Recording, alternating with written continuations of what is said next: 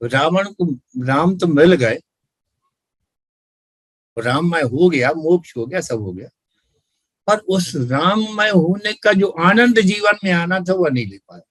इस बात को गहराई से सोचने का काम कि वो इतना राम में मिल गया, वो सब हो गया, मृत्यु ठीक हो गई, उसका फल जो मानव जीवन होने का वो हो गया। पर यदि यह प्रेम पहले ही से होता तो जीवन कैसा होता उसका। वो चारों वेद 18 पुराण 6 शास्त्र का ज्ञाता था वो बड़ा ऋषि होता वो, उससे बहुत से लोगों का जीवन सुधरता। तो इसलिए मैंने कहा कि भाई गुरु और गुरु परंपरा और साधना जीवन में हो तो यही एक आनंद है कि आपका जीवन भी आनंदमय हो जाए और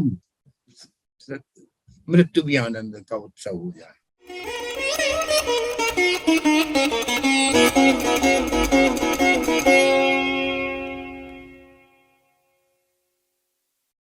विषय के तौर पर आज जो हम लोग साधन पथ जो ग्रंथ है उसके संदर्भ में उसको सामने रखकर और रामचरितमानस को आधार बना के जो लिखा गया है, तो जीवन के जो बहुत से रोचक पहलू हैं और साधना के जो कुछ आयाम हैं, इन सबको समेटते हुए कुछ बात करने की कोशिश करेंगे। और इतना मैं और जोड़ दूं कि पत्रकार तो हूं ही, लेकिन मैं गुरु जी से, श्री ललित बिहारी जी से दीक्षित भी हूं, तो अपने ही गुरु से एक साक्षात्कार के मोड में बात करना यह भी एक बहुत रोचक सा अनुभव है जो जिससे मैं इस पल गुजर रहा हूं।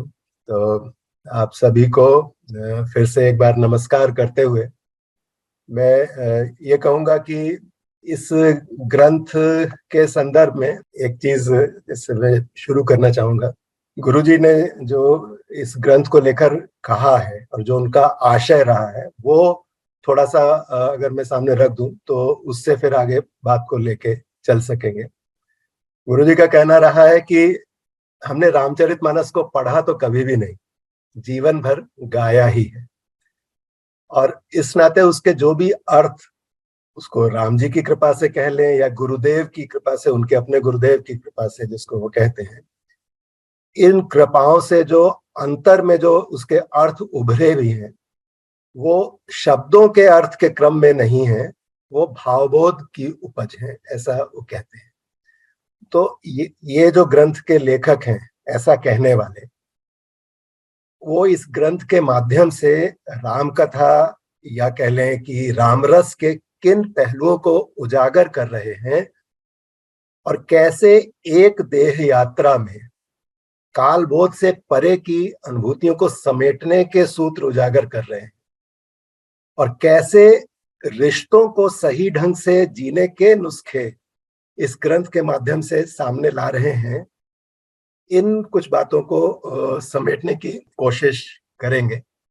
गुरुजी, बातचीत की शुरुआत मैं इस प्रश्न से करना चाहता हूं कि रामचरितमानस भक्ति भाव की प्रधानता वाला ग्रंथ है, ये तो हम सब मानते जानते ही हैं।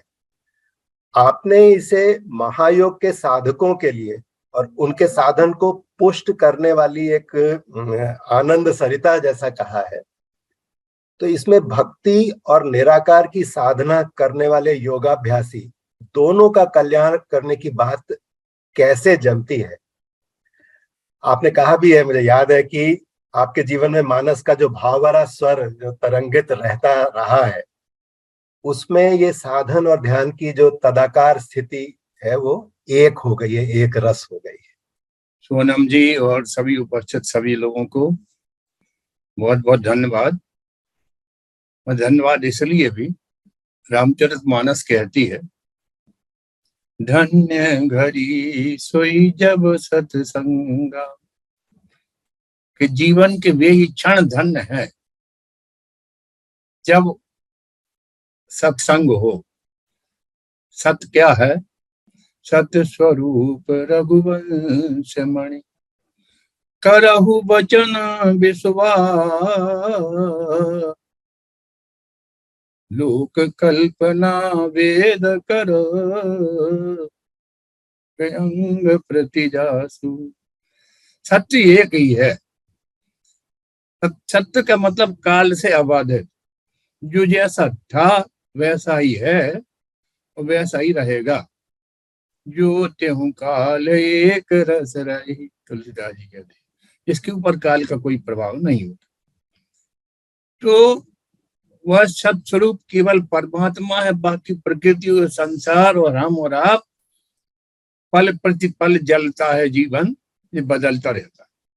जो नहीं बदलता वह परमात्मा है। तो वो सत्स्वरूप परमात्मा के याद होती है जिनके माध्यम से, और जब वो याद होती है वे क्षण धन्य हो जाती है। अब यहाँ जो संजय जी ने प्रश्न उठाया है, उसका प्रारंभिक तो बात यह है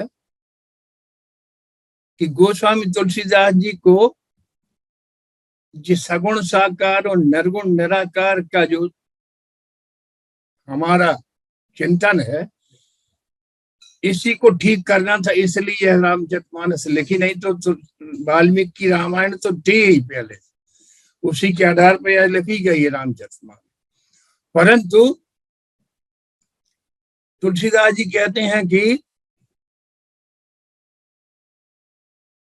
एक दारुगत देखिए कु, पावक समजुग ब्रह्म विवेकु। कि एक लकड़ी, सूखी लकड़ी है, उसमें आग उत्पन्न करने की क्षमता है, उसके भीतर आग है, परंतु उसको कहो निराकार। और जब उसको संघर्षण के द्वारा उसमें आग उत्पन्न हो जाती है, तब वह जो निराकार थी वह आंख में दिखाई जाने लगती है, सो साकार हो जाती। तो यदि वो निराकार न हो तो साकार होने का कोई मतलब ही नहीं।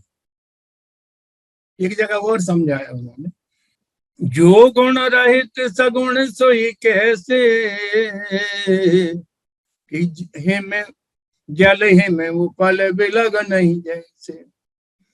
कि जो सगुण साकार है वो निर्गुण निराकार कैसे है, और जिनका क्या तालमेल, क्या संबंध है।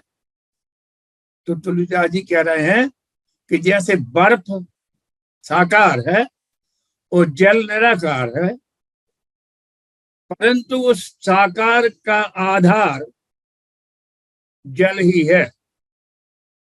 इसी तरह से हमारे भीतर का जो भाव है वह जब तक प्रकट ही नहीं हुआ तब तक वह निराकार ही है। और यदि भाव न हो और फिर कुछ आकार भी सामने आ जाए तो तुलसीदास जी कहते हैं, रूप विशेष नाम बिन जाने। हाथ में हीरा है, पत्थर है, कि ये कोई अपन जानते ही नहीं, तो वो हीरा या पत्थर एक ही है। रूप विशेष नाम बिन जाने, कर तल गत न परत पहचाने। कि हाथ ही में रखा हुआ है, फिर भी वो उसकी क्या कीमत है उसका पता ही नहीं। और रूप विशेष नाम बिन जाने, कर तल गत न परत पहचाने। और कहते हैं कि अगर नाम है आपके पास और रूप नहीं, इसके लिए एक अच्छा उदाहरण होगा माँ। अगर माँ की कोई तस्वीर नहीं है, कोई ऐसा भी है जिसने माँ को देखा नहीं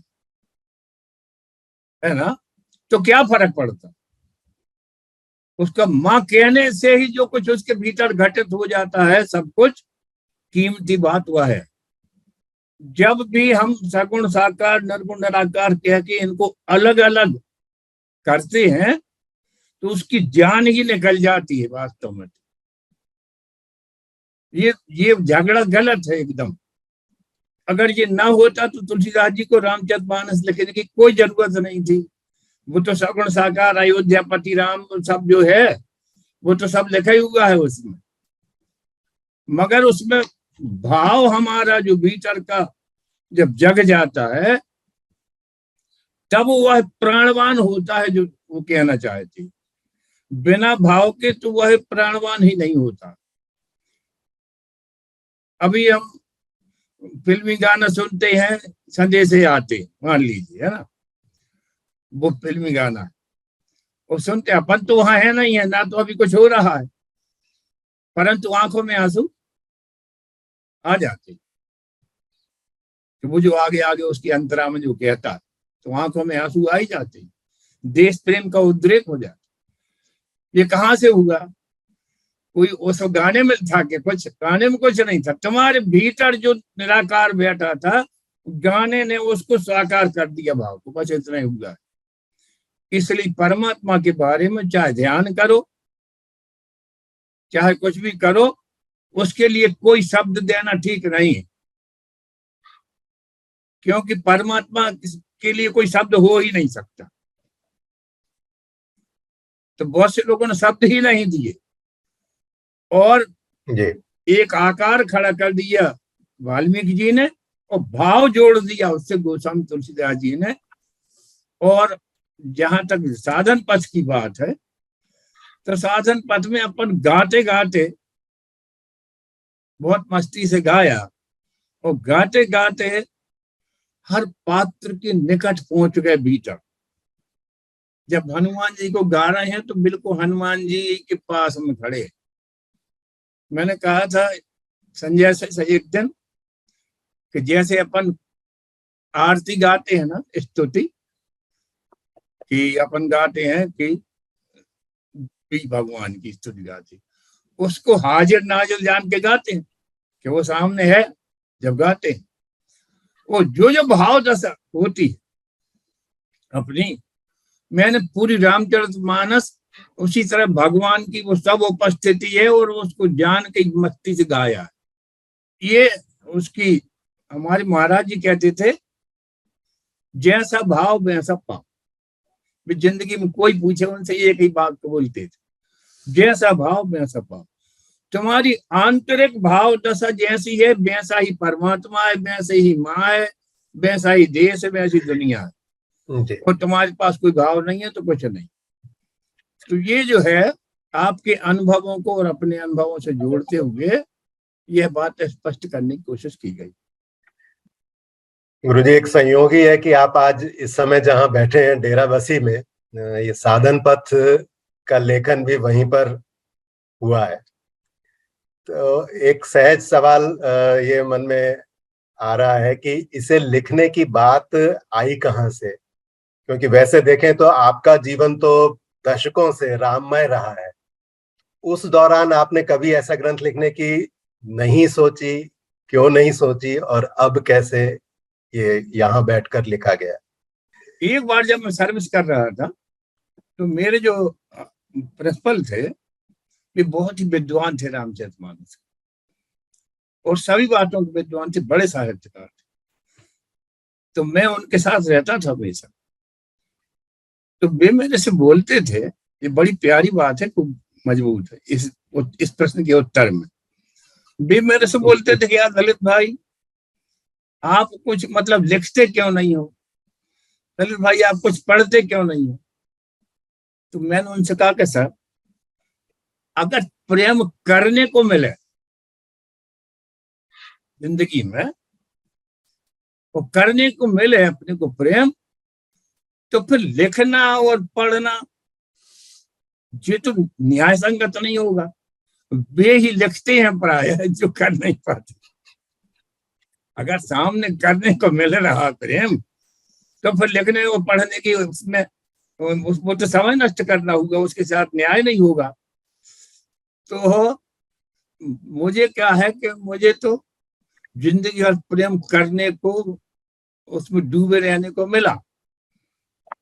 और जब उम्र हो गई करीब 79 या 75 से ऊपर निकल गई, तब लगा कि यार अब शरीर जो है इसकी अवधि पूरी हो जाए, कभी कह सकते हैं। तो यार जितनी आनंद पूर्वक अपन ने जीवन जिया है, इसके कुछ कुछ बिंदु स्पष्ट कर देना चाहिए अगली पीढ़ी के लिए, और तब जाके बिल्कुल इसको लिखने की बात आई। अन्यथा तो इसी में डूबे रहे हमेशा। और इसलिए ये लिखा इसलिए कहीं ऐसा लगता, मुझे लगता रहता हमेशा कि यार कोई पैदा हो जाए, कोई मर जाए, कुछ हो जाए, मेरे आनंद में लेस मात्र भी फर्क नहीं आता, कुछ भी कभी, चाहे कुछ भी हो जाए। तो मैं सोचता हूँ कि यार आदमी इतना मतलब इस मस्ती से और लोगों को मिलना चाहिए ये जीवन ऐसा। तो वो कैसे मिले, हमें कैसे हुआ, हमें तो रामचरितमानस के माध्यम से ही हुआ है। तो इसलिए वे बिंदु अब अगली पीढ़ी के लिए, क्योंकि समाज से ही मिलता है सब कुछ, वो समाज के लिए छोड़ जाना चाहिए।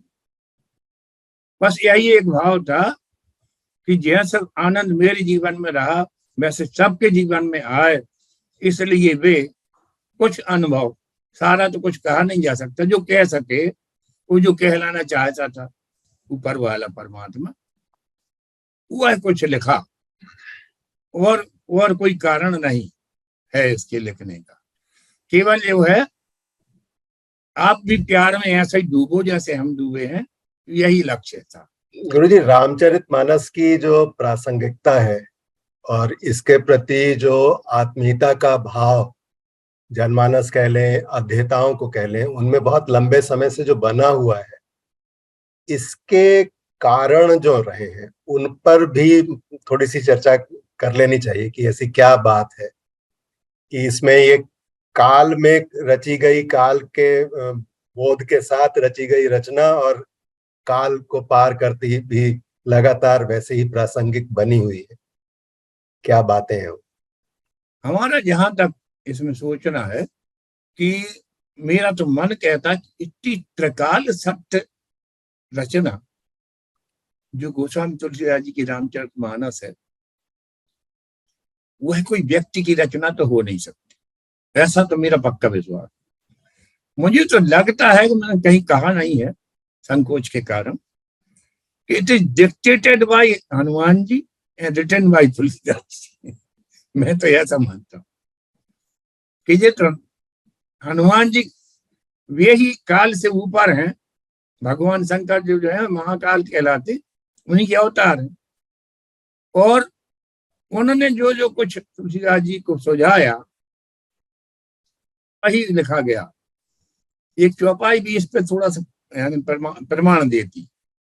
तो कह रहे हैं, सपने साचे मोहि पर जो हर गौरी पसाऊ, तो फुर हो जो कहूं सब भाषा भनिति प्रभाव। तुलसीदास जी कह रहे हैं कि स्वप्न में भगवान शिव और पार्वती ने आदेश दिया था कि रामचरितमानस हिंदी में लिखो, जो रामायण तुलसीदास जो वाल्मीकि रामायण को हिंदी में करो। तो ऐसा जब वो उसी के आधार पर लिखने बैठ गए, तब इस चौपाई में कह रहे हैं, इस दोहे में, सपने सपने अकेले नहीं, साचे यथार्थ में भगवान शिव और पार्वती ने उनसे सामने उपस्थित होकर कहा। तो स्वप्न में भी कहा और स्पष्ट हो जाकर सामने भी कहा, जो हर गौर पसाऊ। तो जो पार्वती और शंकर जी ने आशीर्वाद दिया, प्रेरणा दी, और इसलिए हुआ है क्योंकि भगवान शिव तो वो तो कालातीत है ही, अपन उनको महाकाल ही कहते हैं। उज्जैन में जो मंदिर है महादेव, इसलिए कि देव तो काल के भीतर आते, वो कालातीत है, काल के बाहर। वो ब्राह्मण कहाँ से आई, तुलसीदास बालकांड में लिखा है, रचि महेश निज मानस राखा, पाए सुसमय शिवासन बाधा, सोई सेवकाग बुसुंडहि दीना, राम भगत अधिकारी चीना। तिन सन जाग बल के पुनि पावा, तिन पुनि भरद्वाज प्रति गावा। त्रिज भगता श्रोता समशीला, समदर्शी जाने हरि लीला।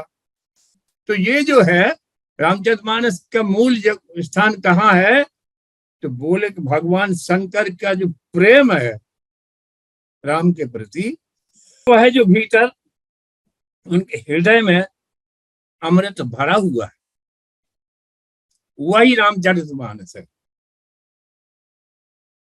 तो वो त्रिकाल, वो काल से ऊपर ही है महादेव जी ने जो रामचरितमानस की रचना की, वो ही धरती पे आई। बता दिया जैसा कि उन्होंने पार्वती जी से कहा, पार्वती जी ने सुना, फिर भगवान काकभूषण से कहा, काकभूषण ने याज्ञवल्क्य से कहा, याज्ञवल्क्य भरद्वाज से कहा, रामायण सब लिखा। ये कैसे आए? तो ये काल बाधित तो रचना है ही नहीं, इसलिए वो त्रिकाल सत्य और अब त्रिकाल सत्य जैसा हम कह रहे हैं और जो आप सुन रहे हैं, ये सब अलग अलग हैं।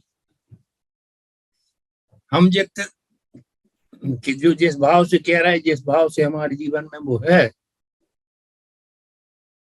और आप जिस भाव से सुन रहे हैं और आप काल के बारे में जो समझ है, तो जी वाक्य वे ही, शब्द वे ही है, मगर प्रभाव अलग अलग हो जाता है। उतना ही प्रभाव आपके ऊपर होगा मानस का, जितने आप काल बोध से परे होके उसको जियोगे। अगर काल बोध के भीतर ही जियोगे तो मुश्किल हो जाएगी। फिर कथा हो जाए, तो कथा नहीं है। ये चली ही सुभग कविता सरिता सो, राम विमल जस जल भरिता सो। ये तो राम के प्रेम जो फूट पड़ा भगवान शंकर के हृदय से बाहर आ गया, तो वो ही रामचरितमानस है। तो ये इसका उद्गम स्थान भगवान शंकर जी का हृदय, तो इसलिए वो काल के बाहर तो है ही। तो तुलसीदास जी को तो हनुमान जी ने ही इस पर बिल्कुल डिक्टेट कराया, ऐसा ही मुझे लगता, क्योंकि इसमें कहीं से ऐसी कोई बात ही नहीं बनी जिंदगी में कि कोई एक आध बात कहीं से लगे कि यार ये ठीक नहीं। सब एकदम ठीक ही है। जहां अपन को लगता है ये ठीक नहीं, तो वहां अपना ही ठीक नहीं। अपन को सुधारो, अपनी दृष्टि सुधारो। सूर्य तो बराबर सही निकला है ना। गुरुजी, आपने शक्तिपात की जो महायोग परंपरा है उसमें बहुत से जिज्ञासुओं को दीक्षा दी है, निराकार की साधना की है। आप ये भी कहते हैं कि रामचरितमानस को मेरे जीवन से निकाल दिया जाए तो उसमें कुछ बचेगा भी नहीं।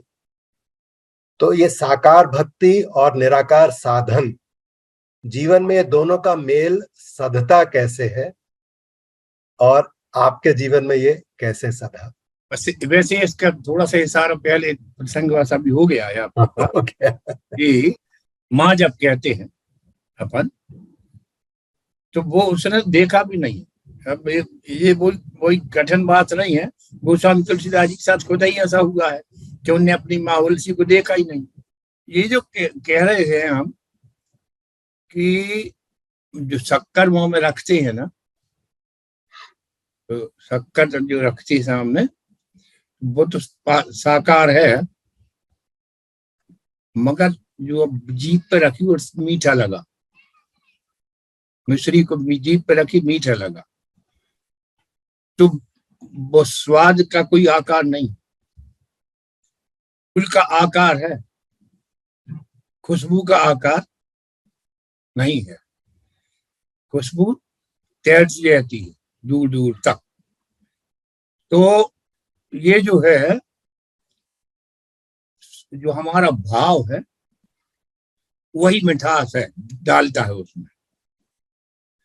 और कभी किसी की तबीयत खराब हो जाती, पीलिया वगैरह हो जाता है, तो उस पर फिर नीम भी रखो, सांप काट लेता तो नीम की पत्ती रख देते लोग, और उसको कुछ नहीं कड़वा लगता ना कुछ मीठा लगता, क्योंकि स्वाद लेने वाला जो था उसके भीतर है वो चीज।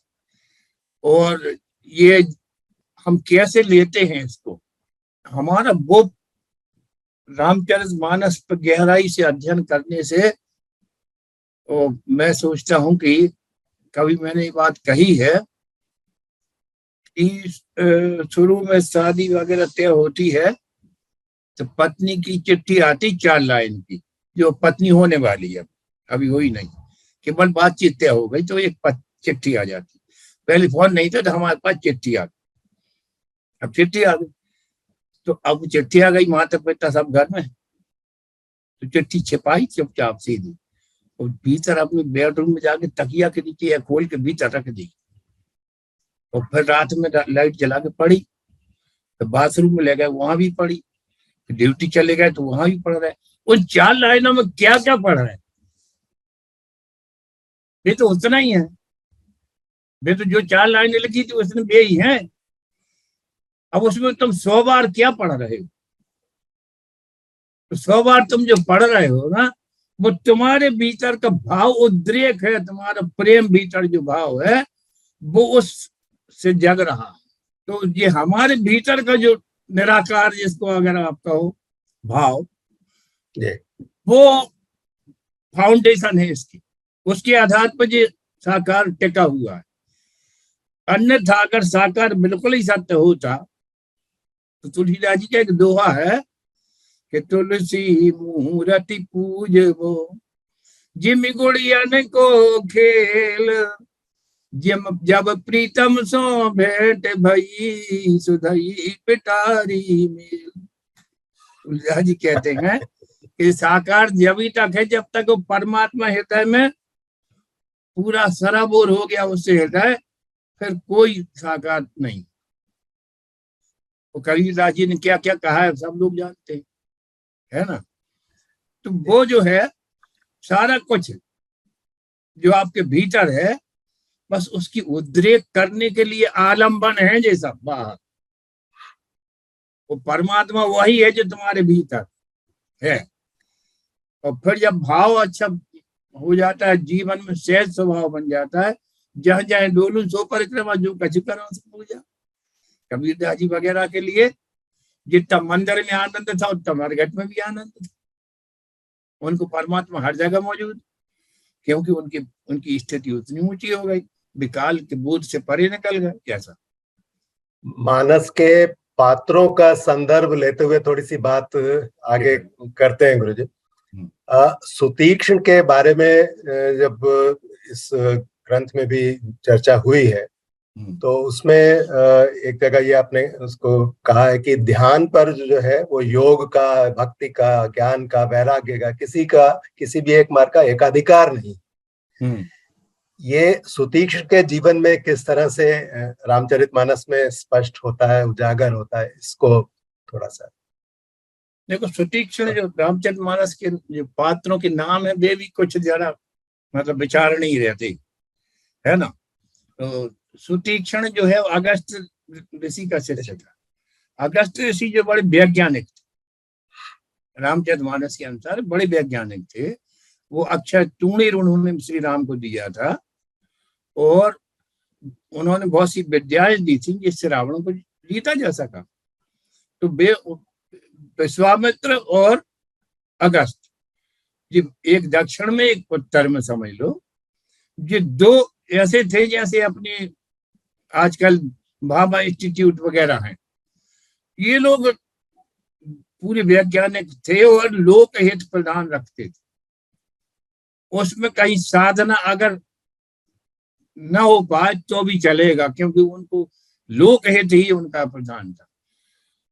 और जो सुतीक्ष्ण है ये बहुत विवेकवान व्यक्ति था ज्यादा। तो इसको कहा कि तुम साधना पे ही बहुत ध्यान देते हो, आत्म कल्याण और विश्व कल्याण। तो अगस्त ऋषि और विश्वामित्र विश्व कल्याण वाले, उनके नाम ही विश्वामित्र के आगे विश्व लगा। और सुतीक्ष्ण जो आत्म कल्याण वाला है, एकाकी साधना पर जोर देता है, इसलिए उसको अलग कर दिया था। तो तीक्ष्ण माने बुद्धि की तीक्ष्णता। वो जो सुतीक्ष्ण है वह अगस्त ऋषि से के आश्रम से दूर रहता, और उसकी जो हालत हुई मुझे रामचरितमानस में यह प्रसंग सबसे ज्यादा प्रिय है, बहुत अधिक, और सबके लिए हो। प्रभु आगमन श्रवण सुनि पावा। उसको पता चला कि मेरी कुटिया की ओर श्री राम जी आ रहे, करत मनोरथ आतुर धावा। तो श्री राम जी से मिलने के लिए दौड़ा। तो जिसने खबर दी होगी उससे ये नहीं पूछा कि किस दिशा से आ रहा है, कौन से आश्रम से आ रहा है, वो तो मिला ही गए भगवान उसको। इतना आनंद में होगा कि वो दौड़ रहा है। अब यहाँ रुक के थोड़ा सोचें कि वह शरीर को भी भूल रहा है और अपनी कुटिया को भी भूल रहा है और संसार को भी भूल रहा है। अब एक ही चीज उसको याद है, केवल राम आ रहे। इसको अब पतंजलि या दूसरे लोग कहें तो उसको वैराग्य कहें, इसी को वैराग्य कहते। संसार को भूल जाना वैराग्य, देहबोध को भूल जाना वैराग्य। तो जे राम के प्रेम में इतना डूबा कि सारा कुछ भूल गया। तो वे वैराग्य कोई अलग अलग चीज नहीं है। जब तक सब बाहर की चीजें नहीं भूलोगे तो किसी के प्रेम में कैसे डूबेगा कोई भी। मैं क्या कोई भूलना ही पड़ेगा। केवल एक बिंदु पर जब तक चेतना नहीं आएगी तब तक कैसे होगा। वैराग्य तो प्रेम मार्ग में भी है, बिल्कुल ज्यों कहते हैं भूलना है, वही वैराग्य। तो अब एक चीज जो भूलना हो गया, वैराग्य हो गया, वो ज्ञान। वो ज्ञान जो है उसके दो है स्तर। एक तो आंतरिक अभ्यंतर आपके ज्ञान की स्थिति, और जो बाहर किताबों से सूचना से, जैसे अभी अपना सुतीक्षण को भी सूचना मिली, तो सूचना मिली कि राम आ रहे, और ज्ञान तो उसको भीतर ही से है पहले से। वो सूचना ने उस ज्ञान को जागृत कर दिया है। तो वो अब वैराग्य भी ऑटोमेटिक हो गया क्योंकि सब भूल गया। वो ज्ञान भी हो गया क्योंकि अब उसके अभ्यास में है वो चीज। और अब जब दौड़ा है तो बहुत लंबा प्रसंग है, अंत में यहां तक आती है बात कि उसको इतना आनंद आया कि मुनि मगमा जे चले हुई बैठा, पुलक शरीर पन से पल जैसा, तब रघुनाथ निकट चली आए, देख दशा निज जन मन भाए। वो ध्यान तो मुनि राम बहुभांति जगावा। जिन राम का ध्यान कर रहा था वे राम ही उसको जगा रहे। पर जाग न ध्यान जनित सुख पावा। आंतरिक समर्पण इतना गहरा हो गया कि बाहर से राम और लक्ष्मण उसको जगा रहे, हिला डोला रहे, चिल्ला रहे कि हम आ गए, तो नहीं सुन रहा।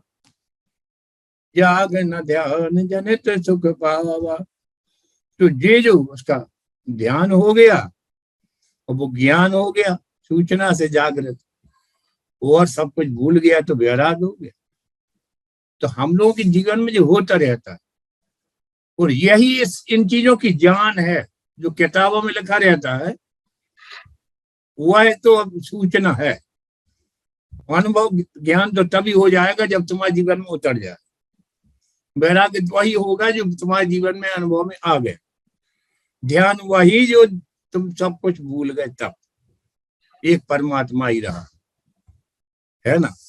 वो ध्यान करने वाला यह भी भूल गया कि मैं हूँ, यह भी भूल गया कि मैं ध्यान कर रहा हूँ। सब भूल गया तभी ध्यान हुआ। तो ये कोई अपन घर में आरती करते हैं, रोज पूजा करते हैं, तो कौन बताओ कोई है ऐसा कि जो मतलब बात में जिसने कहता हो हाथ जोड़ के आंख बंद हो जाती है अपनी, है ना। पंडित श्लोक बोलता है या जो बोलता है, प्रक्रिया चलती है, वो ध्यान नहीं। और क्या है, ना कहो उसको ध्यान, मस्ती कहो, मगर ऐसी कोई क्रिया हो नहीं सकती जिनमें तीनों चीजें ना हो।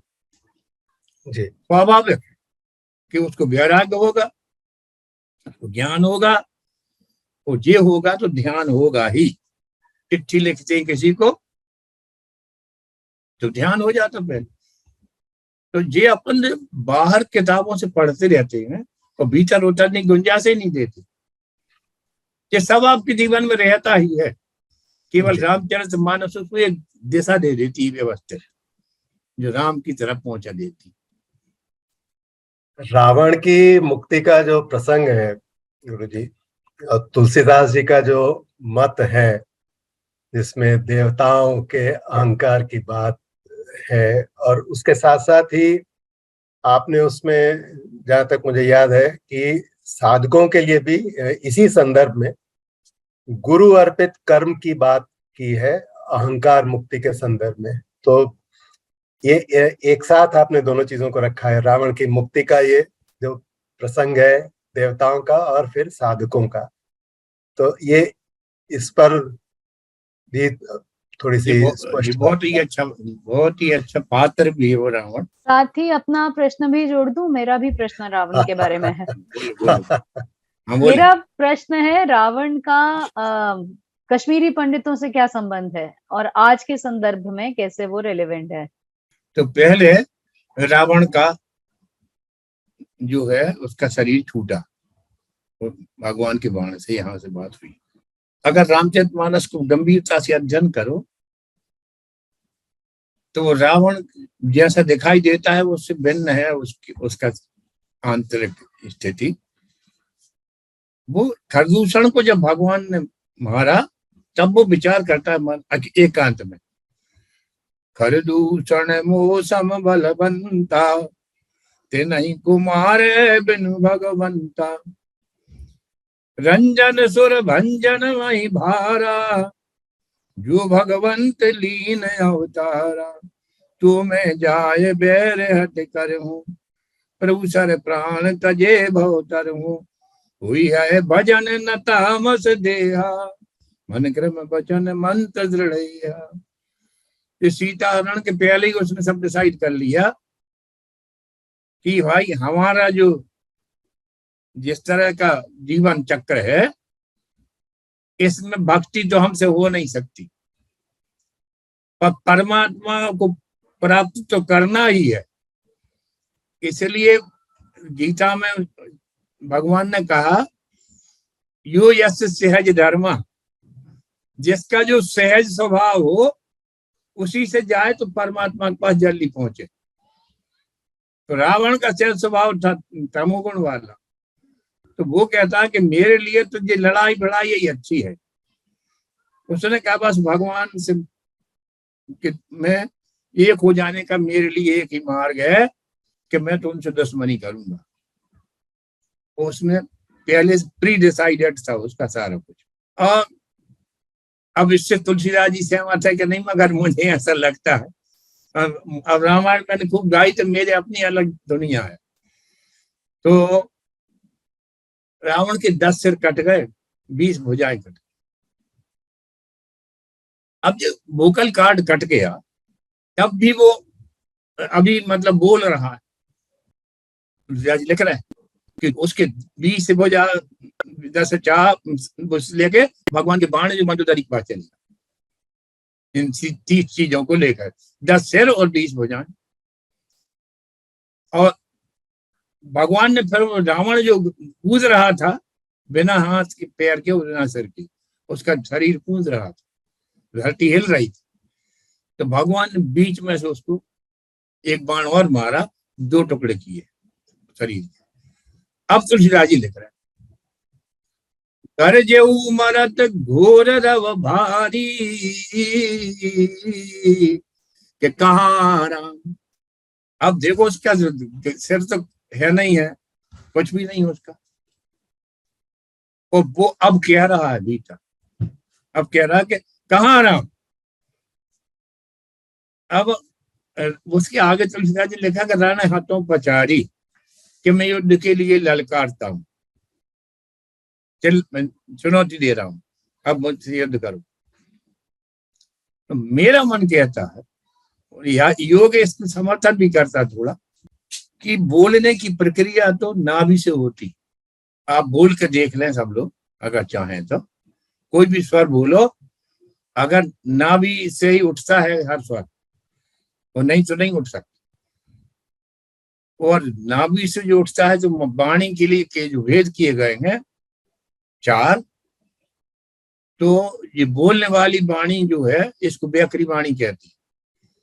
तो हृदय में जो भाव पैदा हो जाता है वो मध्यमा कहलाती, और जो नाभि तक आती है वो पश्यंती होती, और जो ऊपर वाला गुरु या परमात्मा जो आपके भीतर प्रेरित कर देता है वह परावाणी है, वही आकाशवाणी वगैरह भगवान जो करते हैं। ये वाणी के 4 भेद। तो ये सबसे कमजोर, तुलसीदास जी ने तो कहा कहत नसाए, कि जो भाव भीतर उठा था जब कह दिया तो वो नष्ट ही हो गया एक किस्म से। और पहले तो यार कहने की सुविधा भी नहीं थी, जैसे हम अपने पिताजी से कह देते जाके कि यार कक्का हम आपको बहुत प्रेम करते, तो कम से कम 10 लाते पड़ती, है ना, पिट जाती बहुत ज्यादा। वे कहती ये क्या फालतू बात कर रहे, यानी वो कहने की चीज है नहीं, कह तो नशा है, वो तुम कह रहे हो कोई गड़बड़ी कर रहे, ये कभी किसी ने कहा नहीं, ये कहने की बात ही नहीं है, अनुभव की बात है। कहत नसाय हो यही की रीझट राम जान जन जी की। तो वो रावण ने इतना छिपा के रखा कि रामचरितमानस को ध्यान से पढ़ लो, उसने राम कहा ही नहीं। वो तापस कहता, चाहे चिट्ठी पहुंच जाए, चाहे युद्ध चल रहा हो, चाहे जो चल रहा, उसने राम कभी नहीं कहा, उसने तापस कहा। सामने आमने बात हो रही तो भी तापस कह रहा, सुन तापस में तिन समना। और राम का प्रेम इसने भीतर छिपा के रखा था उसने, जहां से वाणी व्यक्ति अनुभव करता है नाभि में। तो जब नाभि में बाण लगा, वो 2 टुकड़े हुए, तो वह जो वाणी है उसकी, वहां से राम प्रेम फूटा। तो कहाँ राम, अब अगर ऐसी अवस्था में कोई कहाँ राम कहे तो वो कितनी ऊंची स्थिति होगी। अन्यथा तो अपने दुनिया भर की चीजों की याद आती है आदमी को, कहाँ तिजोड़ी और कहाँ बेओ, कहाँ बिटिया और कहाँ बेटा, कहाँ दमाद, है ना, और कहाँ जमीन, कहाँ जायदाद। और वो तो सोने की लंका वाला कह रहा है कहाँ राम। उसने राम को इतने भीतर छुपा के रखा था कि वो कह रहा है कहाँ राम।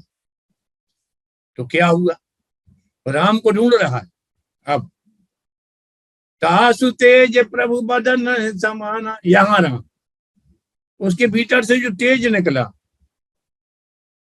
नाभि से, प्रभु बदन समाना, वो सबने देखा कि एक तेज किरण निकली और भगवान के चेहरे से तदाकार हो गया।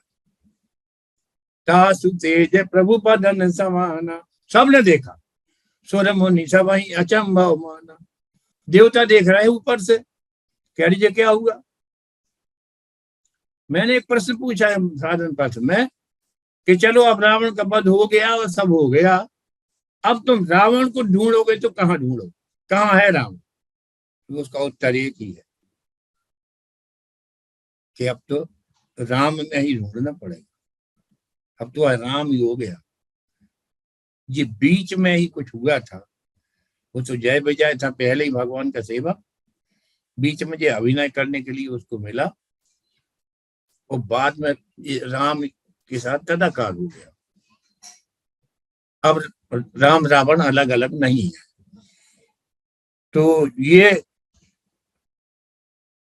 देवताओं ने बाद में कहा कि प्रभु कि ये खल आम से भोगी और गति पाए जे जाजत जोगी, कि जो मानव जाति के सर्वोच्च अवस्था है मोक्ष की, सायुज्य मोक्ष आप में मिल जाना, ये तो ऋषि मुनियों को नहीं मिलती, इस राक्षस को कैसे मिल गई,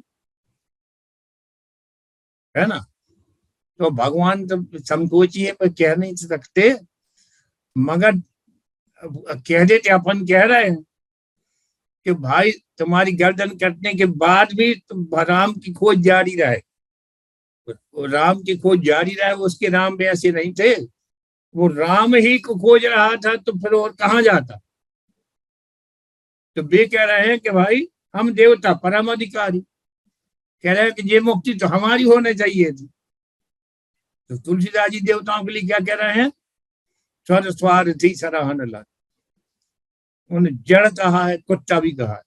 तुलसीदास जी ने पूरी रामायण में बहुत गाली दी देवता, जितने देवता हैं देवराजेंद्र को भी गाली दी।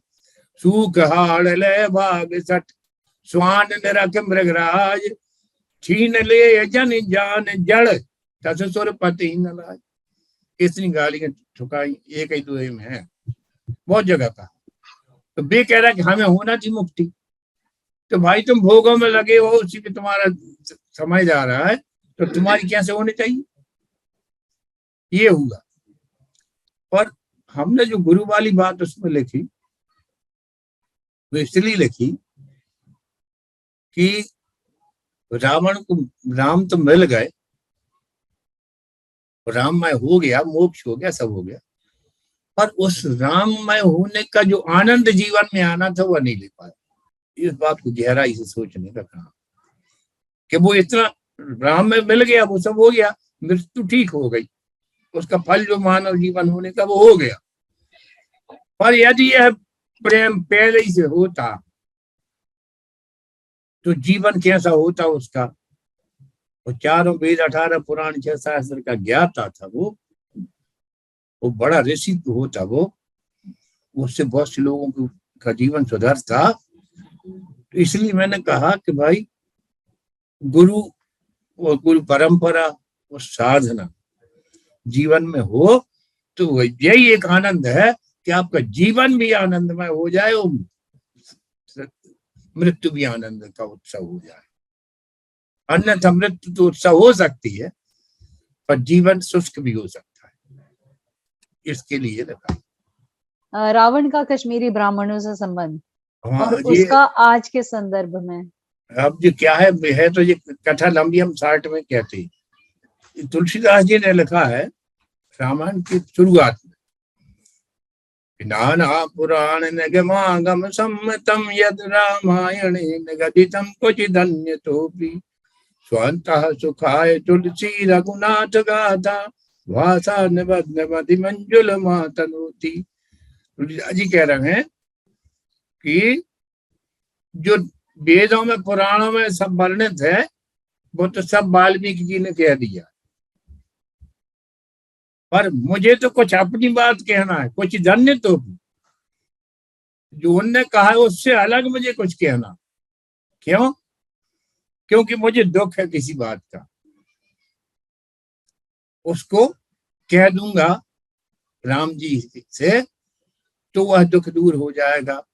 कहते हैं स्वांथा सुखाय, मेरा अंतर में जो कष्ट है वह अपन समझ सकते हैं कि अकबर के समय से गोस्वामी जी का काल शुरू होता है 125 वर्ष का, और औरंगजेब तक जाता है।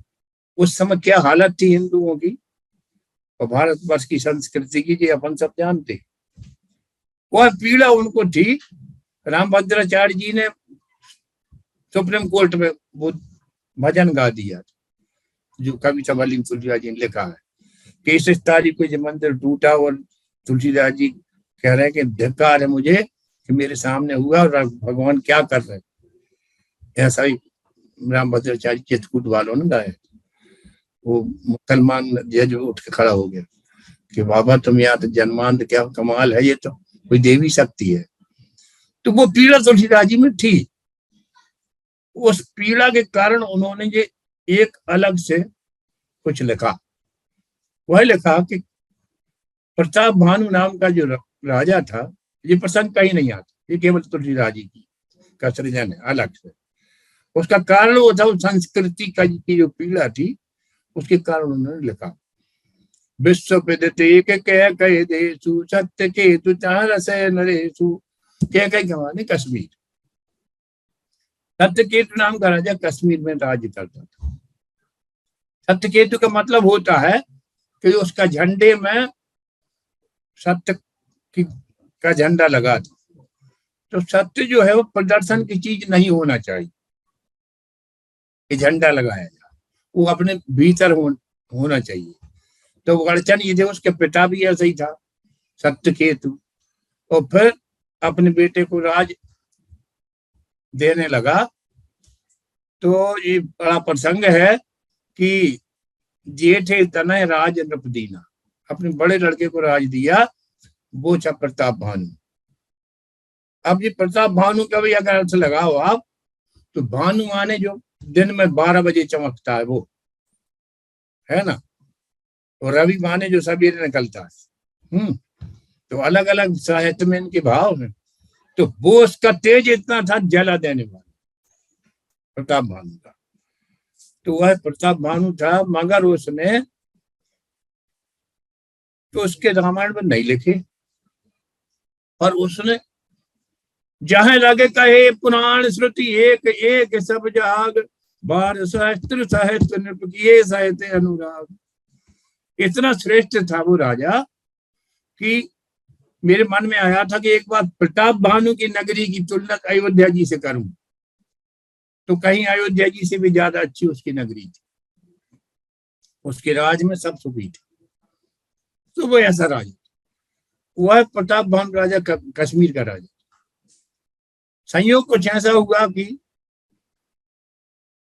उसके मन में देह वो अभिमान तो था, तो उसने एक नकली गुरु मिल गए उसको, और ब्राह्मणों के द्वारा उसको श्राप दे दिया गया, बिना कोई गलती के।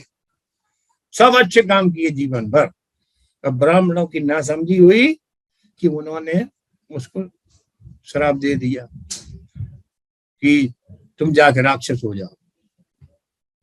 तो वह राक्षस हो गया। भगवान ने आकाशवाणी की, विप्रव श्राप विचार न देना, कि तुम्हें राक्षस की आकाशवाणी में वो परमात्मा की आकाशवाणी का अंतर ही नहीं मालूम,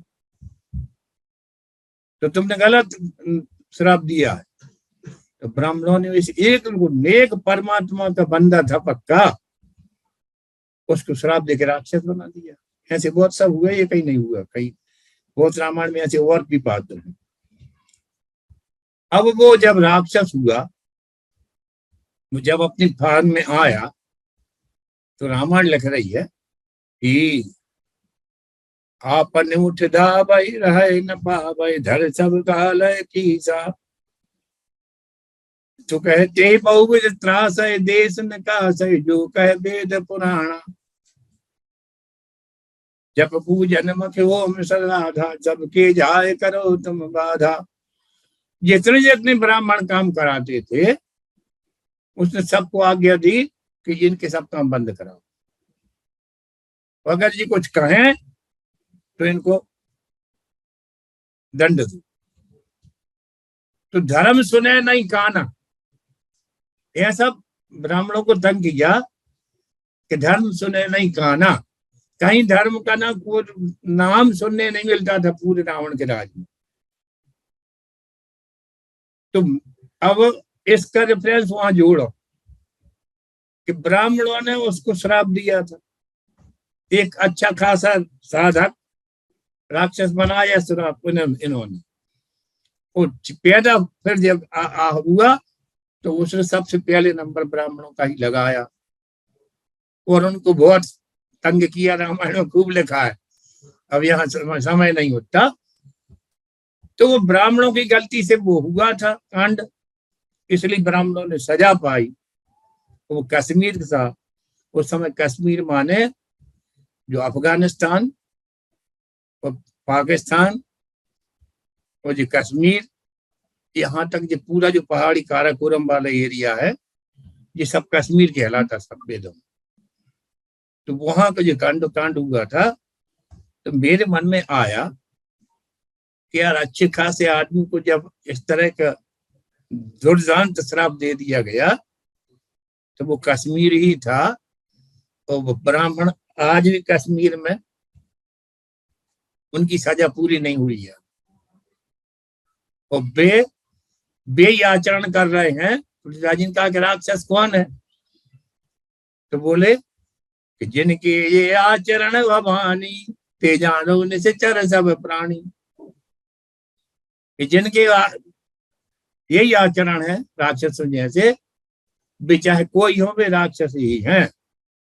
तो वे मांसाहारी, वे दुराचारी, वे सब कुछ आज भी वही करके। अभी 32 साल से जो एक ब्राह्मण परिवार रहता था, कल ही पेपर मैंने पढ़ा है, कल अंतिम रूप से उसको भी कश्मीर छोड़ के भागना पड़ा। तो मुझे लगा कि वो जो दंड है आज तक भी जारी है। अब जो तुलसीदास जी नहीं कह रहा, मगर ये मेरा सोचना है, वो प्रमाण तुलसीदास जी के रामायण में मिलते है ना। अब उसकी समस्या यही हुई, एक बात उसमें भी निकलती है कि उसने वेद और शास्त्रों का पालन तो सब किया, मगर कोई गुरु उसका तो था नहीं, इसलिए वो उसकी कोई साधना नहीं थी। ये आउटवर्ड काम सब करता था, इसलिए उसको मिसगाइड किया जा सकता था। तो अपन लोग भी अगर पढ़ते रहे, केवल कुछ ना करें, अपने जीवन में खुद का पर्सनल कोई अनुभव ना हो, तो अपन को कोई भी मिसगाइड कर सकता है, जैसा कि किया गया ये धर्म परिवर्तन वगैरह जो आज हो रहा है। ये अपनी समझ की कमजोरी, अपने आंतरिक अनुभव की कमी। तो ये आंतरिक अनुभव तुलसीदास जी ने इसी के लिए रामायण लिखी कि ये जो कष्ट था, उन्होंने कहा स्वांता सुखाय तुलसी रघुनाथ का, मुझे बहुत पीड़ा है, वो पीड़ा दूर करने के लिए मैं कह रहा हूँ, उसके लिए रामायण लिखी। और बहुत से प्रसंग रामायण में एक अलग व्याख्या का विषय है। सदगुरुदेव भगवान की जय। इसी में आगे प्रश्न है जी, इसको सुधारने के लिए आज के डेट में कुछ किया जा सकता है आज के हिंदुओं के बारे में? और दूसरा प्रश्न, आज के असुर थोड़े अलग हैं, कश्मीरी ब्राह्मण नहीं होके और भी असुर हैं, उनको आज के हिंदू जो बहुत ज्यादा धर्म में पारण नहीं है, वो कुछ कर सकते हैं क्या? देखो, जब तक आंतरिक सुधार नहीं होगा हमारे जीवन में, हमने कह दिया इसलिए आपने मान लिया कि राम या कृष्ण या साधन या भजन, उससे काम चलने वाला नहीं। पर बाहर बाहर पकड़ के रखा है सब चीज। जब तक हम अपने भीतर से साधना के द्वारा अनुभव नहीं करें, तो तब तक कोई सुधार होना नहीं। और पहले ब्राह्मण जो था, युगों से उसकी पहचान थी कि वह त्यागी था, वो कोई संग्रह नहीं करता था कभी। उसके भोजन पानी की व्यवस्था समाज को करना पड़ती थी, और वह केवल ज्ञान अर्जन ही उसका काम था। हमने वो समय देखा है कि ब्राह्मण अगर हल्की मूठ पकड़ ले खेती में, उसके खेत भी होते थे, तो पूरे गांव में एक चर्चा का विषय बन जाता था कि यार का अधर्म हो गया, क्योंकि उसका धर्म केवल ज्ञान अर्जन। और वो उसके रोम रोम से वो ज्ञान परमात्मा का बेहता था, उसको देख देख के सब लोग सीखते थे। अब हमारे पास कोई आदर्श ही नहीं रह गया, समाज आदर्श विहीन हो गया पूरा। तो अब ये अगर एक बार फिर से हमारे भीतर हम किसका अनुकरण करें, कसमई देव देव उपनिषद कहता, तो ये हमारे पास ये आदर्श का अभाव हो गया।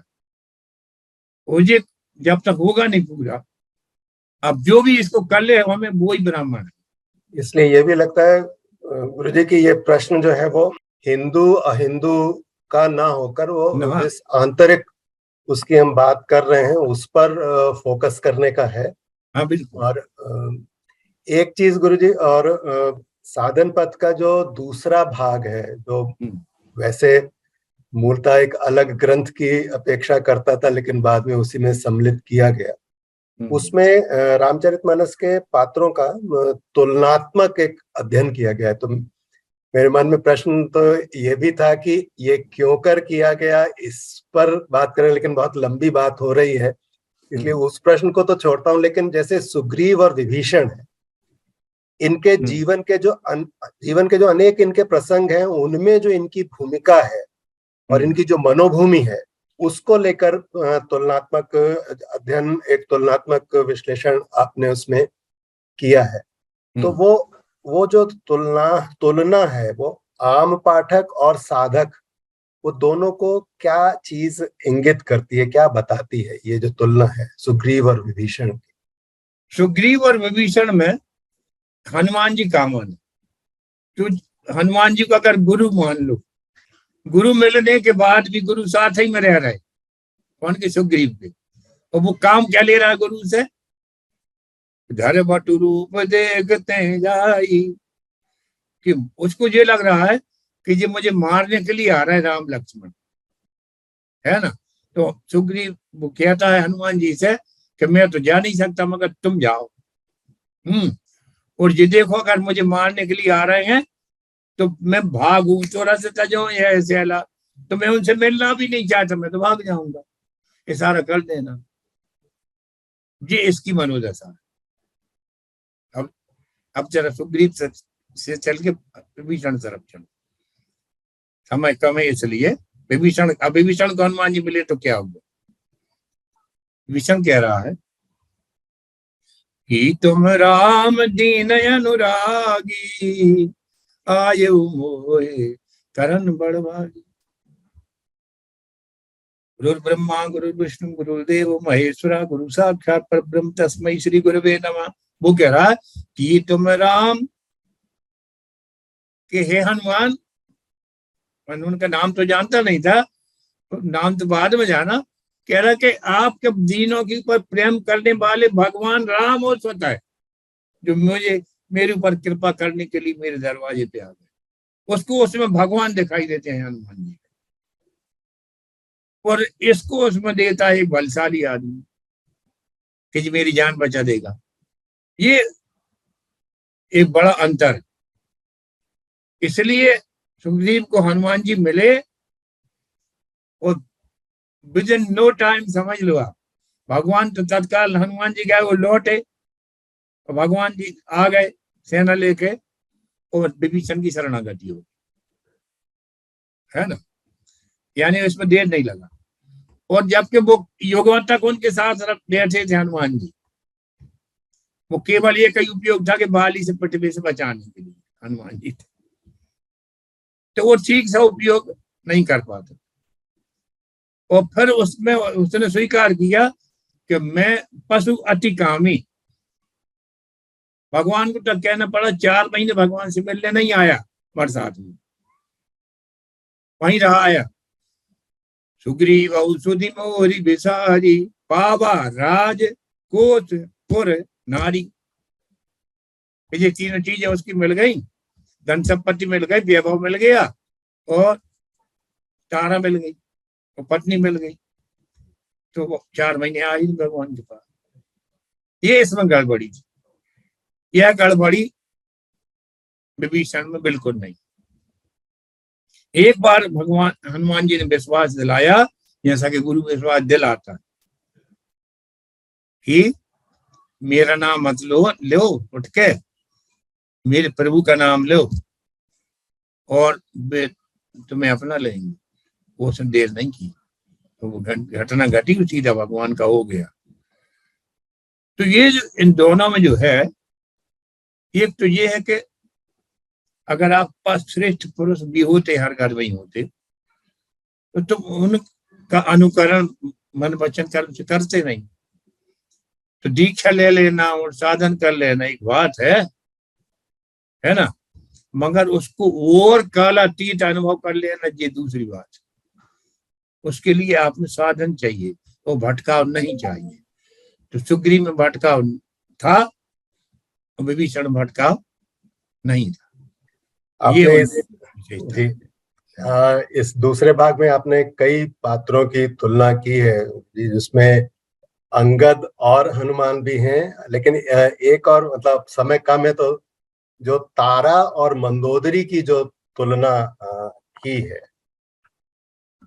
वो उस पर संक्षेप में उनका जो आंतरिक भावबोध है, उसका जो अंतर है, उसको भी आपने उसमें रेखांकित किया है।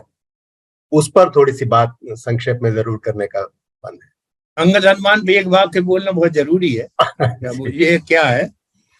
अंगद में अधिकार बोध था। वो कह देता है रावण की सभा में कि जो मम चरण सखऊ सठ तारी, फिर राम सीता में हारी। वो अपने को बेटा समझता था भगवान का, इसलिए किसी की सुनता नहीं था। बलशाली तो बराबर था। तो वो हनुमान जी में ये बात नहीं थी। हनुमान जी पूरे भक्त और पूरे भगवान की आज्ञा में रहने वाले। वे जो बात करते हैं वो सुंदरकांड सब जानते हैं कि एक एक वाक्य में उनकी जो टपकती है शालीनता, और इसकी उजड़ता टपकती है एक एक वाक्य में। परंतु दोनों उपयोगी हो गए, क्योंकि सुग्रीव अंगद जो अलग से लड़ने जाता नहीं था, वो जहां हनुमान जी रहते तो वहीं लड़ाई करता था जाकर उन्हीं के साथ, ताकि कोई गलती ना हो। कि उनको बहुत ठीक से समझता था कि इनके साथ ही रहना ठीक है। तो मतलब अगर अपने साधन में कुछ कमजोरी हो तो फिर आप ठीक जो चल रहा हो उसका सहारा लो। इसके लिए वो चरित्र रखा गया। सारे चरित्र इसलिए रखे गए कि आप कोई चीज खराब नहीं होती। तुलसीदास जी कह रहे हैं कि अग्नि जलाओ तो धुआं निकलता, पर धुएं को इकट्ठा कर लो तो स्याही बनकर रामचरितमानस लग जाती। धूमई तजई सहज करुआई, अगर सुगंध अगर प्रसंग सुगंध बसाई। कि वो अगरबत्ती का धुआं निकलता है तो खुशबू, और वैसा निकलता आंखों में लगता है। तो ये पात्र इसलिए तुलसीदास जी ने ऐसे रखे हैं। कोई में कोई दोष है तो उसने संगत ही ऐसी पकड़ ली कि भगवान का तो वो हो ही गया, सुग्रीव भी हो गया। तो सुग्रीव को जो मिल गया हनुमान जी के साथ, तो वो हनुमान जी की को नहीं छोड़ता था, बस ये है। तो ये हनुमान जी को अगर गुरु समझ लो तो ये आप उनका साथ पकड़े रहोगे तो डर हो जाए। तारा और मंदोदरी। तारा और मंदोदरी में जो है ये बड़ा अच्छा प्रसंग है। इन दो रानियों के बारे में तुलसीदास जी ने जो लिखा है वो आदमी पढ़ाई छोड़ देते। मैंने किसी को सुना ही नहीं कथा कहते हैं, जिंदगी से कथा सुन रहा हूं कि ये दोनों ऐसी थी कि जो खुफिया तंत्र था बाली का, उससे ज्यादा खुफिया तंत्र तगड़ा था तारा। बाली को नहीं पता लगा इतने खुफिया उसके लिए बैठे थे कि राम लक्ष्मण कौन। इसको पहले पता लग गया कि भी राम लक्ष्मण जो है सुग्रीव से मिल चुके। कितनी सतर्क थी वो। तो सुनपति जी नहीं मिले हो सुग्रीवा, तेजो बंत तेज बुलसी बल सीवा, कौशले दसमन रामा कालो जीत सके संग्राम। वो कह रही है कि वो सब जानकारी उसको थी। इसी तरह भगवान पुल लंका के इस पार आ गए हैं, ये बात रावण को पता नहीं लगी। पर दूसरे सन जनवानी मंदोदरी क्या कुलानी, मंदोदरी को प्यारी लग गया पता। तो ये जो है प्रशासन करने की जो क्षमता थी इन नारियों में बहुत ही श्रेष्ठ किस्म की थी। इसी के लिए जब सुग्रीव राजा हो गया तो उसने कहा कि तारा सहत करो तुम राजू, कि तारा की बात मानना। उसको अनुभव ज्यादा है नारी की। लोग तुलसीदास जी कह नारी के खिलाफ तुलसीदास जी ने लिखा ढोल का मार, पर नारी की श्रेष्ठता भी देखो आप कि तारा इतनी श्रेष्ठ थी। और यहाँ मंदोदरी जो है वो तो रावण से काका कहती है, पूरी रामायण उसी में भरी है। पुरुष सूक्त कहती है जो वेदों में लिखा, पद पाताल शीश दामा अपन लोग अंग अंग विश्रामा। वो बहुत ही चतुर थी और बहुत ही सावधान थी। इसलिए भगवान ने सुग्रीव से कहा कि मंदोदरी को साथ लेकर की राज करना, तभी तुम्हारी खैरियत। मैंने एक एक बात और निकाली इसमें कि जी दोनों लंका विजय के बाद भगवान के साथ रथ में बैठ के, उसमें बैठ के पुष्पक विमान में, और 6 महीने के लिए चले गए अयोध्या, सुग्रीव भी विभीषण। और हालत क्या थी यहाँ की कि इतनी लाशें पड़ी हुई थी लंका के चारों तरफ जो सड़ रही थी। इसने कोई ख्याल नहीं किया, उसको सब मंदोदरी के जिम्मे आई। उसकी सब व्यवस्था मंदोदरी ने की। और यहाँ जो है रोज ही लड़ाई होती थी वो तो बाली की, दुश्मनी दुनिया से थी उसकी। और ये सब प्रमुख प्रमुख योद्धाओं को लेके चला गया 6 महीने के लिए, उसको ये पकड़ नहीं कि वहां क्या होगा। वो सारी व्यवस्था तारा ने संभाली। इतनी श्रेष्ठ नारियां थी कि उनके पंच कन्याओं में स्थान दिया गया कि सवेरे उनका नाम ले ले तो पाप नष्ट हो जाए। तो ये श्रेष्ठ नारियां थी। अब इसमें फर्क यही हुआ कि जो तारा थी, जैसी भगवान ने उसको ज्ञान दिया तो उसने भगवान का प्रेम पा गई और मांग लिया और चली गई।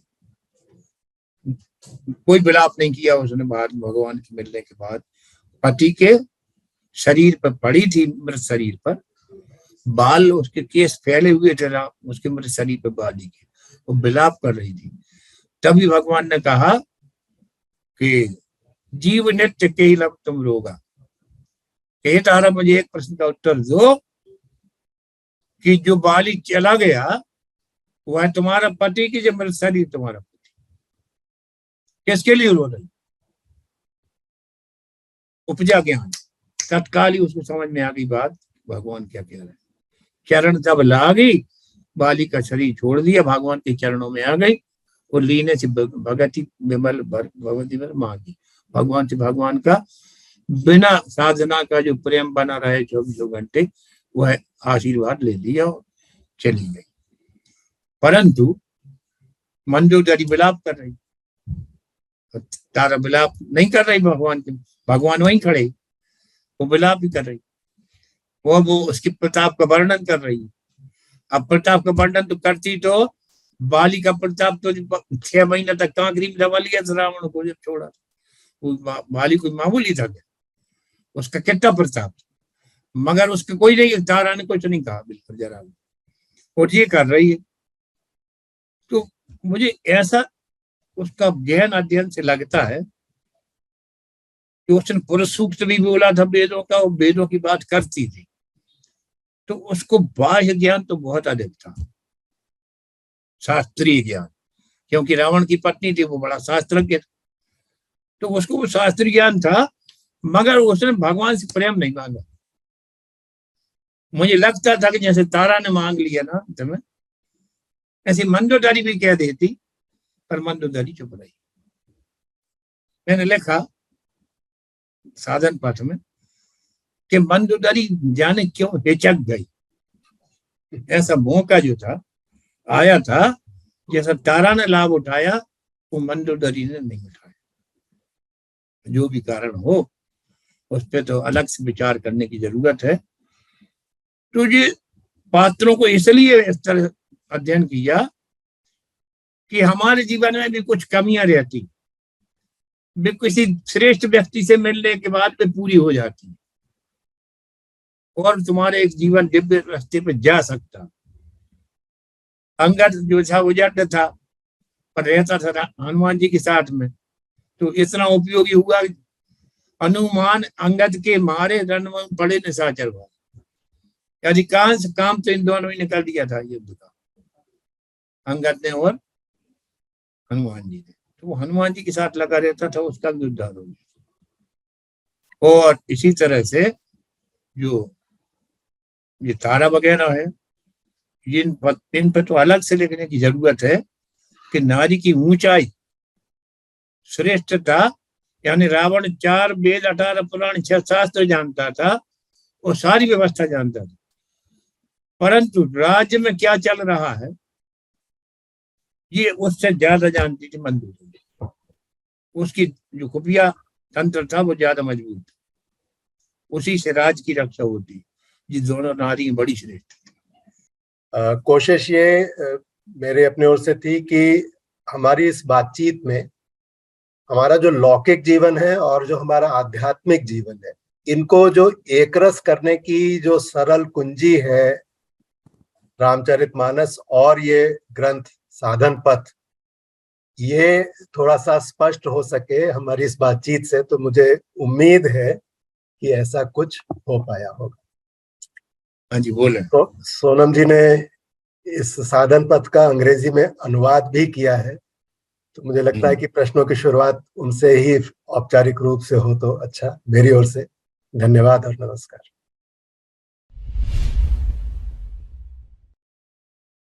एक अभी जो आपने आखिर में पूछा कि हमारे लौकिक जीवन में इसका समन्वय कैसा हो, तो उसके लिए यही रामचंद्र मानस यही कहती है, बिनु सत्संग विवेक न होई, राम कृपा बिनु सुलभ न सोई। कि जिनके जीवन में वह परमात्मा का प्रभाव स्पष्ट दिखाई देता है, क्योंकि वो कहते कि मान सरोवर में कहूँ किसने देखे हंस, जिसने देखा जिसने पाया वही गुरु होता है। उसी में परमात्मा की झलक दिखाई दे जाती, तभी हमें जीवन में साधना आती जीवन में, और तभी सब कुछ है हमारे जीवन में। एक हाथ में संसार और एक हाथ में परमार्थ, दोनों का संतुलन बन जाता है। ये जो संतुलन है वो अनुभवी जो गुरु है या व्यक्ति है या कोई है जो जिसको इसके जीवन में ये अनुभव है, जिसकी जीवन परमात्मा का, उसके साथ होने पर ही हमें विश्वास हो जाए और तभी हमारे जीवन में साधना आएगी। तो ये ऐसी किताब पढ़ने से नहीं चलेगा केवल, इसके लिए साधना के क्षेत्र में उतरना पड़ेगा किसी अनुभवी व्यक्ति के माध्यम से। ये तो अब स्पष्ट ही है, अपने यहाँ बैठे हैं, सचखंड कहलाता है, नानक जी का क्षेत्र है, गुरु की महिमा यहाँ बहुत है। तो वो गुरु ग्रंथ साहब इसी के लिए है पूरा बना हुआ। गुरु ग्रंथ साहब भी एक विलक्षण ही घटना है, मेरे विचार में विलक्षण ही घटना है। कि मुझे लगता है कि बौद्ध धर्म का प्रचार हुआ और जैन धर्म का प्रचार हुआ, उससे प्रेरणा हमारे संतों ने बाद में ग्रहण की, इसलिए उन्होंने अपनी यहाँ की भाषा में गुरु ग्रंथ साहब की रचना कर दी।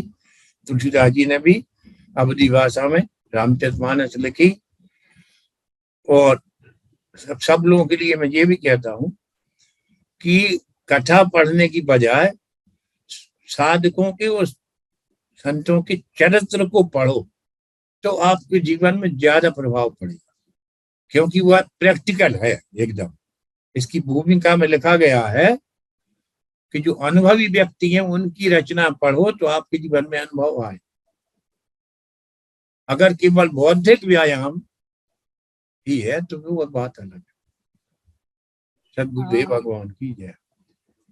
ये जो साधन पथ का जो दूसरा भाग जिसको हमने फिर इसमें ही सम्मिलित किया, तो उस पर वो जो दूसरा भाग उसको लिखने की जो एक बात है, ये जो तुलनात्मक अध्ययन है, ये बात फिर से पूरे इस ग्रंथ की रचना के बाद, साधन पथ के बाद मन में उठी, तो ये उसका कोई विशेष कारण रहा गुरुजी? तुलनात्मक अध्ययन की बात खासतौर से कलयुग के प्रभाव के कारण बहिर्मुखी व्यक्ति हो गया है ऐसा ज्यादा, तो उस बहिर्मुखी होने के कारण और एक आदर्श की कमी के कारण कि हम कैसा करें, उस आदर्श की कमी के कारण हमारे जीवन में भटकाव बहुत हो गए। तो अब ये पात्रों की तुलना इसलिए की गई कि किसी में कोई कमी है, किसी में कोई श्रेष्ठता है। तो बोधे अंतः परस्परम, वे पात्र जिसमें कमी थी वे सभी भगवान को प्राप्त हो गए, सब ठीक रास्ते पे चले गए, कोई भी नहीं बचा जो भटका हो। क्यों? कि किसी में कोई कमी थी, किसी में विशेषता थी। जैसे हनुमान जी की बात करो तो रामायण को ध्यान से पढ़ो तो हनुमान जी एक तरफ बैठे रहते चुपचाप, और जामवंत को उनको जगाना पड़ता था, क्या राम काज अलग तब अवतारा, सुनते ही भयो पर्वताकार, अन्य सब एक तरफ बैठे रहते, ये लोग सब डिस्कस करते थे, डिस्कशन सब करते थे। आज भी पान की दुकान, चाय की दुकान, गुमटी पर, सड़क पर, रेलवे स्टेशन, प्लेटफॉर्म, सब जगह डिस्कशन बहुत होता। तो हनुमान जी डिस्कशन में पढ़ते नहीं थे, वे एक्शन में रहते थे हमेशा।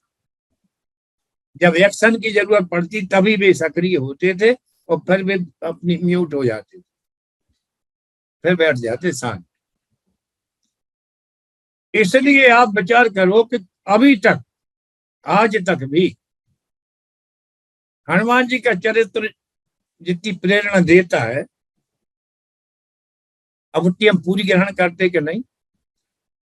पर राम द्वारे तुम रखवारे, कि जितने भी राम जी के मंदिर हैं उससे ज्यादा हनुमान जी के मंदिर हैं हिंदुस्तान और हिंदुस्तान के बाहर भी। क्योंकि तुलसीदास जी और समर्थ गुरु रामदास कहा कि इस देश के लोग जागेंगे भी हनुमान जी की जगह जाते, इसलिए राम जी के तो कम मंदिर है, मगर हनुमान जी के मंदिर बहुत ज्यादा है। तो ये जो चलाई बहुत सो वीर न होई, कि बहुत डिस्कशन करने से कुछ होने वाला नहीं है ज्यादा। अब तो कितने डिस्कशन होते हैं, हम इस पर सुनते हैं कभी टीवी पे, कुछ मतलब ही नहीं निकलता उसको। भैया तो 1 घंटा तक नाश किया हमारा जीवन, उसका कोई निष्कर्ष तो निकलता कि क्या करना चाहिए।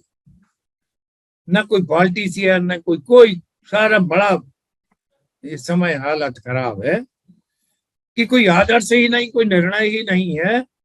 तो ये मानस के पात्रों को एक की कमी दूसरे की श्रेष्ठता से मिलकर के परमात्मा की ओर चला गया। तो हमारी कमी है, मगर उस कमी को हमारे आसपास व्यवस्था भी है। हर एक घर में कोई न कोई एक आदमी प्रमाणित रहता ही है परिवार, मगर हम उसको इसलिए छोड़ देते हैं कि वो कोई पंडित नहीं है, कि कोई ऋषि मुनि नहीं। तो हमें आचरण पक्ष पे देखना चाहिए। किसी की कमी आ गई, डिस्कशन बहुत हो रहा है, आचरण में कुछ नहीं होगा। इसके लिए सब सारी दुर्दशा है। ये कोई एक देश की बात भी नहीं है और एक धर्म की बात भी नहीं है, ये मनुष्य मात्र की समस्या है। तो हम आचरण पर ध्यान दें, और जिसमें वो आचरण दिखाई दे उसको उभारें। मैंने एक बात रामायण में लिखी है कि काम कब होता है, सुधार कब होगा, कि जो लोग ठीक ठाक हैं उनकी ये अड़चन है कि वे समाज में सक्रिय ही नहीं होते। वे अपनी पूजा घर में बैठ के करते रहते, या तीर्थ यात्रा पे चले जाते हैं, हिमालय में चले जाए, कंदरा में बैठ गए। वे लोग अभी भी हैं, वे कभी नष्ट तो होते नहीं है, हर चीज रहती है धरती। उन लोगों की ना कोई कीमत है और ना उनकी कोई इच्छा है। अच्छे लोगों को संगठित होने की जरूरत है, वे ये आदर्श दे सकते हैं हमें। तो ऐसा रामादल जो था उसमें गड़बड़ियां भी बहुत थी। अब ये तो कथा कहें तो कहते जाओ, बहुत गड़बड़ियां भी थी, उसमें भी गड़बड़ आदमी थे रामदल में, मगर वे सब मिलकर एक राम उनके सामने आदर्श थे, इसलिए रावण को जीत सके। और रावण के दल में वीरता बहुत थी, संसाधन बहुत थे, पर आदर्श नहीं, इसलिए वो पराजय देते हुई। ये चरित्र चित्रण तुलसीदास जी ने सभी ने इसलिए किए कि दोष भी उसमें देखो, अपने में ढूंढो, अपने में वो कमी ढूंढो। और जब किसी रास्ते में जाते हो तो पात्र बोलने लगते हैं, हम कुछ करें सोचें तो पात्र हमें टोकने लगते, कह रहे हैं ऐसा नहीं। My question to Srivastava ji is, Ramayana was written in a language to make people understand about God maybe thousands of years ago. तो ये पूछ रहे हैं कि रामायण ऐसी भाषा में लिखी गई थी कि हजारों साल पहले लोगों को समझ आती। Now today, in today's scientific era, is it proper for someone like me to understand that if there is no me, then there is only God, which is the gist of Hanuman's devotion to Ram, to show that there is only Ram and there is no Hanuman. आज के विज्ञान के युग में यह बात कि मैं नहीं सिर्फ केवल राम हैं, जैसे हनुमान ने समझा कि मैं नहीं केवल तुम। So if the ego is zero, then is God everywhere and is there only God? तो अगर हमारा अहम ईगो जीरो हो जाता है तो क्या केवल राम रह जाते हैं सर्वत्र? राम की जो अपन अगर क्लासिफिकेशन करे शब्द का, तो उसकी जो व्युत्पत्ति बनती है रमति स रामा, रमति योगी नाम चित्ते स रामा, कि चित्त में ईश्वर की अनुभूति को अनुभव करा दे। This my understanding of the Ramayana correct in today's context? No. So the part is, without objectivizing Ram or Ramayana, is it fair to understand that there is only God and humans is a creation of God without any individual in it? While individuality exists, but there is no individual in it, then there only God exists, which is a gist of what I have understood about Ramayana in today's context. 100%. हो गया, thanks. एकदम perfect. Thank you, Sonam ji. I got the answer. इसके साथ ही हम इस वार्ता को अंत करते हैं। संजय जी, गुरु जी, आप कुछ क्लोजिंग रिमार्क्स देना चाहेंगे? भाव सहित, हम तो ये कहते हैं कि भाव सहित तुलसीदास जी ने कह रहे हैं, कहत सुनत हर सही पुलकाई, ते नरवर मन मुदत नहाई। इसका आनंद क्या है कि जब खुद को भूल जाओ, जैसे राजीव जी कह रहे थे, खुद को भूल जाओ और राम ही राम रहे, तो वे ही इसमें गोता गहरे लगा सकते। तो इसमें गहरा गोता लगाने के लिए राम से ही तदाकार होना, यह हमारे जीवन में होना चाहिए। कथा में बार बार तुलसीदास जी ने इसके लिए रास्ते बताए। अब फिर कभी जब फिर मौका मिलेगा तब इस पे और आगे चर्चा की जाए। बोले संजय जी। मैंने तो अपनी बात तभी समापन कर दिया कि इस चर्चा को जिस उद्देश्य से, जो मुझे लगा था कि इसमें से लौकिक जीवन का और आध्यात्मिक जीवन का, उनको एक रस करने का, उसकी जो कुंजी है रामचरितमानस, उस पर जो इस ग्रंथ में जिस तरह से चीजों को कहा गया है, वो उभर कर सामने आ सके इस बातचीत के माध्यम से। और पुस्तक जी है जिस पे आज की चर्चा थी। तो बस ऐसी उम्मीद है कि वो बात आई होगी, इतना ही कहना है।